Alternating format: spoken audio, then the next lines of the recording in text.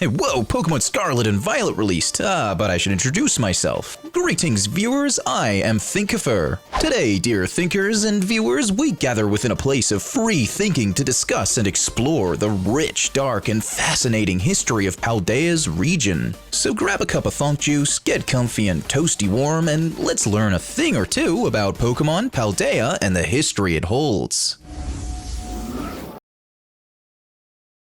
Paldea, a Pokemon region that is not only set in the world of Pokemon with elements from Spain, Portugal, but also geographically is almost one for one when both the map of Paldea and Spain are compared. As far as the time settings of Paldea, we visibly see this world populated by people, clothing, technology, tools, infrastructures like castles, shops, cities, and centers, all seemingly from different eras of technology and history. We actually have a word to call this clash or contrast between something that exists from one period of history being referenced together with something else set in another time period. That word is anachronism. Anachronism is everywhere in Paldea. Why? Well, whether it's timey-wimey, travel-y, wibbly-wobbly, or it's not, isn't the focus of this video. That clash, though, of past, present, and future ideals, cultural norms, and technology, though, yeah, now that's where this series is at. As cool and fun and unexpected as it would be talking about time travel, forget all that. Instead, let's go back a moment in history together. Paldea's history almost certainly stems back to the earliest parts of medieval history, and further. To narrow down the entire series, I'm gonna start at the early 1400s and end at the late 1800s at the nether regions of modern history's dawn, whilst also separating the anachronistic parts and trying to arrange them accordingly. Now, Paldea's history stretches as far as the Roman periods, and if you want to know about that breadful part of history, check out my video in the top right, but let's start at the 1400s. It wasn't all fire and brimstone. Help, help, I'm being repressed. But hey, we'll get back to that later.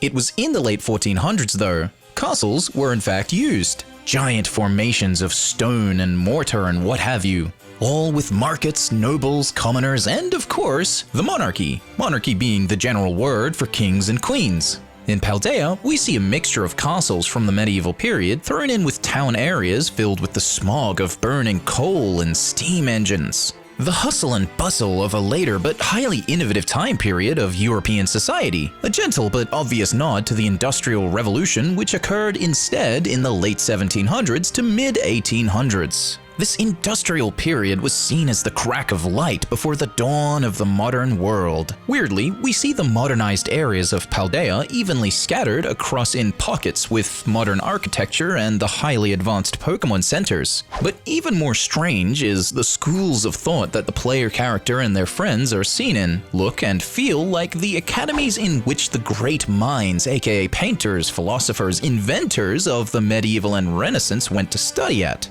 And the smog-filled markets remind me of the periods of history in which coffee and the age of Enlightenment splashed across Europe. The free thinkers. Paldea has such a crazy vortex of different things happening all at once when we see it all from top down.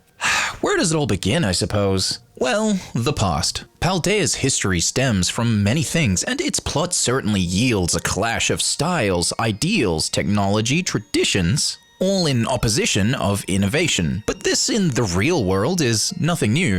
In 1440, the earliest form of mass media was born, with the printing press allowing mass distribution of information on pamphlets, which is a hugely important fact as people could express a view across the masses, allowing everyone to question, discuss, and think cohesively about subjects. It was also used by the monarchy to spread mass propaganda when it suited. Oh, speaking of the monarchy, we can see on Paldea's map the peak areas of the castle where the monarchy would likely be housed. It's shaped like the terrestrial symbol, the symbol of a higher power that Pokemon of Paldea tap into. Interesting that Nintendo would put the place where the higher authority sits in a castle as the place that symbolizes the greater power that the Pokemon use. Terrestrial, but it also makes sense.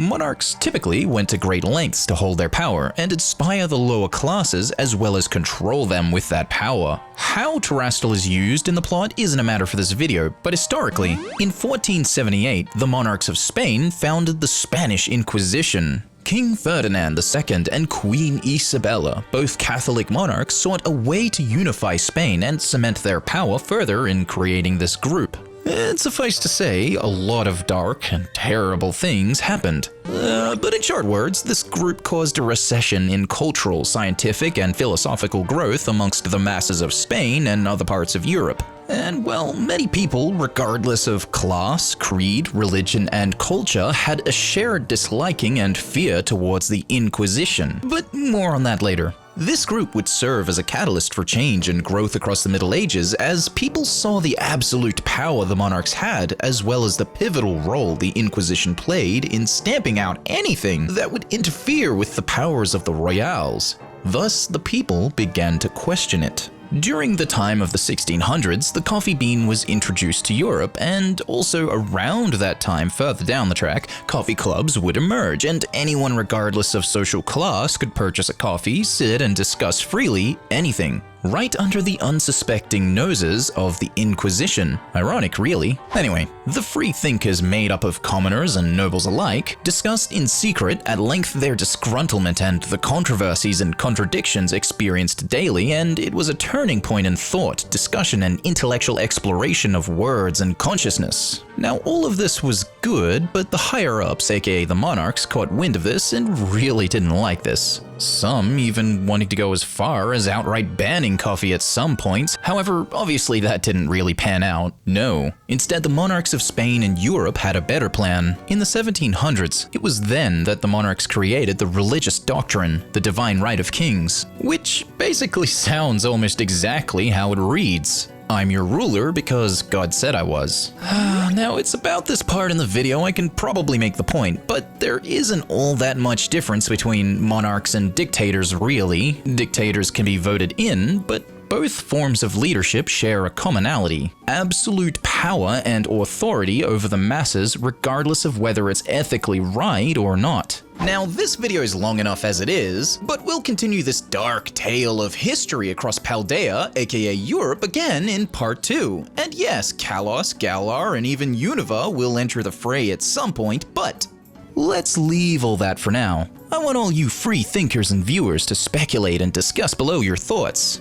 Be that about this video on Pokemon Scarlet or Violet, or something else like how you're currently experiencing the new game. Thinkers, if you enjoyed this video, let me know your thoughts in the comments below and hit that like button and subscribe. If you want to support the channel's content monetarily, you can join as a member on Patreon or join on YouTube. Both will get your name in the credits and behind the scenes access. Now, before I head out, be sure to share some of that love and support around at my partner's Instagram at ElfSpringArt. Additionally, Elfie is now open for commissions publicly, so if you want something created, again, head down to their Instagram page. Give them a follow. Love ya, Elfie! Thinkers, have a big-brained, thonky day, and be sure to think safe out there. Bye-bye!